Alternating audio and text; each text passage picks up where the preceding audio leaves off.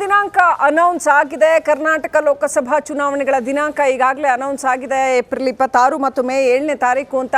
So ಹೇಗೆ ನಡೆಯುತ್ತೆ ಹಾಗಾದ್ರೆ ಚುನಾವಣೆ, ಇದಕ್ಕೆ ಸಂಬಂಧಪಟ್ಟಂತೆ ಜೊತೆಗೆ ಮತ ಸಮರಕ್ಕೆ ಮುಹೂರ್ತ ಫಿಕ್ಸ್ ಆಗಿದೆ. ಇನ್ನೇನಿದ್ರು ಫೈಟ್ ಅಷ್ಟೇ ಬಾಕಿ ಇದೆ. ಯಾರು ಗೆಲ್ತಾರೆ, ಯಾರು ಸೋಲ್ತಾರೆ, ಖಂಡಿತ ಎಲ್ಲ ರಣಕಣದಲ್ಲೂ ಕೂಡ ಒಂದು ರಣೋತ್ಸಾಹ ಗರಿ ಗೆದರ್ತಾ ಇದೆ. ನಾಳೆಯಿಂದ ನೋಡಿದ್ರೆ ಎಲ್ಲ ರಣಕಣದಲ್ಲೂ ರಿಪಬ್ಲಿಕ್ ಕನ್ನಡ ತರ್ತಾ ಇದೆ ಅತಿ ದೊಡ್ಡ ಒಪಿನಿಯನ್ ಪೋಲ್. PMARQ ಒಪಿನಿಯನ್ ಪೋಲ್ನ ಜನಗಳ ಮುಂದೆ ಇಡ್ತಾ ಇದೆ. ಕನ್ನಡಿಗರ ನಾಡಿ ಮಿಡಿತ ಯಾವ ರೀತಿಯಲ್ಲಿ ಇದೆ, ಅತಿ ದೊಡ್ಡ ಸಮೀಕ್ಷೆ ಕರ್ನಾಟಕದ ಮುಂದೆ ನಿಮ್ಮ ರಿಪಬ್ಲಿಕ್ ಕನ್ನಡ ತರ್ತಾ ಇದೆ. ಸಂಜೆ 6:50ಕ್ಕೆ ಮಿಸ್ ಮಾಡಲೇಬೇಡಿ.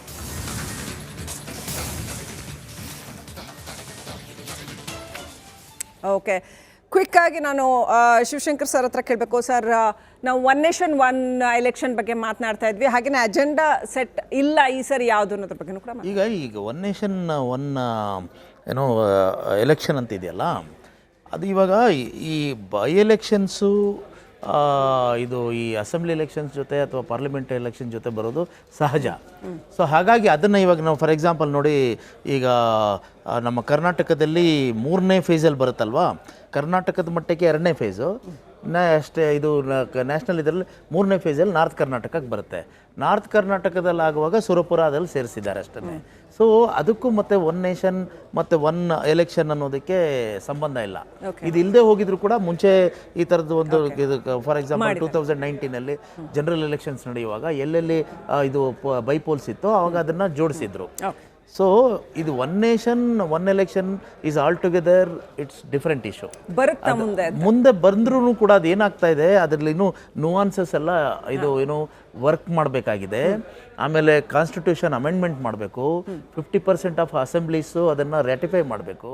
ಆಮೇಲೆ ಏನಾಗುತ್ತೆ ಅಂದರೆ ಒಂದು ಮುಖ್ಯವಾಗಿ ಬರೋದು tenure of the elected governments of state governments. ಅದರಲ್ಲಿ ಏನು ಹೇಳ್ತಾ ಇದ್ದಾರೆ ಇವರು ಅಂತಂದರೆ, ಇವಾಗ ಫಾರ್ ಎಕ್ಸಾಂಪಲ್ ಇವತ್ತು ಒಂದು ಸರ್ಕಾರ ಅಸ್ತಿತ್ವಕ್ಕೆ ಬಂತು, ಅಸ್ತಿತ್ವಕ್ಕೆ ಬಂದಾಗ 5 ವರ್ಷ ಅದಕ್ಕೆ ಟೆನ್ಯೂರ್ ಇರುತ್ತೆ. ಈಗ ನೀವೇನಾದರೂ ಇದು ಮಧ್ಯದಲ್ಲಿ ಸರ್ಕಾರ ಬಿದ್ದರೆ ನೆಕ್ಸ್ಟ್ ಅಲ್ಲಿ ಎಲೆಕ್ಷನ್ ನಡಬೇಕಾಗಿದ್ರೆ ಮುಂದೆ ಏನಿದೆ ಅಷ್ಟೇ ಟೆನ್ಯೂರ್ ಇರುತ್ತೆ ಅದು. ಅಂದರೆ ಈಗ ಇದು MLC ಎಲೆಕ್ಷನ್ಸಲ್ಲಿ ಮತ್ತು ರಾಜ್ಯಸಭಾದೆಲ್ಲ ಆಗಿದೆ. ಈಗ ನೀವು ಫಾರ್ ಎಕ್ಸಾಂಪಲ್ ಒಬ್ಬರು MLA ಆಗಿದ್ದೀರಾ ಅಂದರೆ ನಿಮಗೆ ಟೆನ್ಯೂರ್ 6 ವರ್ಷ ಇರುತ್ತೆ. ನೀವು ಮಧ್ಯದಲ್ಲಿ 2 ವರ್ಷದಲ್ಲಿ ಬಿಟ್ಟರೆ ನೆಕ್ಸ್ಟ್ ಬೈ ಎಲೆಕ್ಷನ್ ಆದರೆ 4 ವರ್ಷಕ್ಕೆ ಮಾತ್ರ ಇರುತ್ತೆ. ಆ ಥರ ಮಾಡ್ತಾ ಇದ್ದಾರೆ. ಅದೊಂದು ನರೇಟಿವ್ ನೀವು ಕೇಳಿದ್ರಿ. ಈಗ ಅಜೆಂಡಾ ಇದೆ. ಈಗ BJPನವ್ರದ್ದು ದೊಡ್ಡ ಅಜೆಂಡಾ ಕಲ್ಚರಲ್ ನ್ಯಾಷನಲಿಸಮ್ ಅನ್ನೋದು ಇದ್ದೇ ಇದೆ. ರಾಮ ಅದು ಅಯೋಧ್ಯೆದು ಅದು ಅಂಡರ್ ಕರೆಂಟ್ ಅಲ್ಲಿ ತಗೊಂಡಿದ್ದಾರೆ.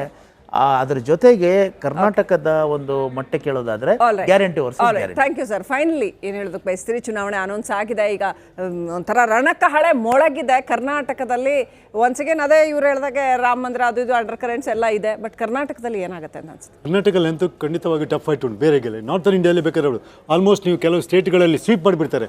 10 ಸೀಟ್ ಇದ್ರೆ 10ಕ್ಕೆ 10, 15 ಇದ್ರೆ 15, 25 20. ನಿಮಗೆ ಫಾರ್ ಎಕ್ಸಾಂಪಲ್ ಈಗ ರಾಜಸ್ಥಾನದಲ್ಲಿ 25 ಹೊಡಿತಾರೆ, ಗುಜರಾತಲ್ಲಿ 26ರಲ್ಲಿ 26, ಮಧ್ಯಪ್ರದೇಶ 29ರಲ್ಲಿ 21, ಛತ್ತೀಸ್ಗಢ 11ರಲ್ಲಿ 11, ಡೆಲ್ಲಿ 7ರಲ್ಲಿ 7, ಹಿಮಾಚಲ ಪ್ರದೇಶ 4ರಲ್ಲಿ 4, ಉತ್ತರಾಂಚಲ 5ರಲ್ಲಿ 5 ಎಲ್ಲ. ಬಟ್ ಕರ್ನಾಟಕದಲ್ಲಿ ಹಾಗಾಗುದಿಲ್ಲ. ಆಕ್ಚುಲಿ ಈವನ್ UP ಅಲ್ಲಿ 80 ಈಗ ಹೇಳುವ ಕಡೆ ಖಂಡಿತವಾಗಿ 70 ಟಚ್ ಆಗೋ ಚಾನ್ಸಸ್ಗಳು ಎಲ್ಲ ಲಕ್ಷಣಗಳಿವೆ. ಅರ್ಥ ಆಯ್ತಲ್ಲ? ಸೊ ಕರ್ನಾಟಕದಲ್ಲಿ ಮಾತ್ರ ಖಂಡಿತವಾಗಿ ಸ್ಪರ್ಧೆ ಉಂಟು. ದ ಸ್ಪರ್ಧೆ ಇದು ಬಿಕಾಸ್ ಮೋದಿ ವರ್ಸಸ್ ಸಿದ್ದರಾಮಯ್ಯ ಒಂದು ಮಾಸ್ ಲೀಡರ್ ಆಗಿ ಜನವರನ್ನು ನಂಬ್ತಾರೆ ಈಗಲೂ. ಯಾಕಂದ್ರೆ ಹೇಳಿದ ಭರವಸೆ ಗ್ಯಾರಂಟಿ ಕೊಡ್ತೇವೆ ಅಂತ ಗ್ಯಾರಂಟಿ ಈಡೇರಿಸ್ತಾರೆ. ಇವರು ಎಷ್ಟೇ ಅಪೋಸಿಷನ್ ಅವರು ಹೇಳಿ ಗ್ಯಾರಂಟಿ ಸರಿಯಾಗಿ ಗ್ಯಾರಂಟಿ ಖಂಡಿತವಾಗಿ ಒಳ್ಳೆ ರೀತಿ ಇಂಪ್ಲಿಮೆಂಟ್ ಮಾಡ್ತಾರೆ. ಇದು ಗ್ಯಾರಂಟಿ ವರ್ಸಸ್ ಮೋದಿಯಾಗಿ next election. Right. Thank you ಇಬ್ಬರಿಗೂ ಕೂಡ ಅನಂತ ಧನ್ಯವಾದಗಳು.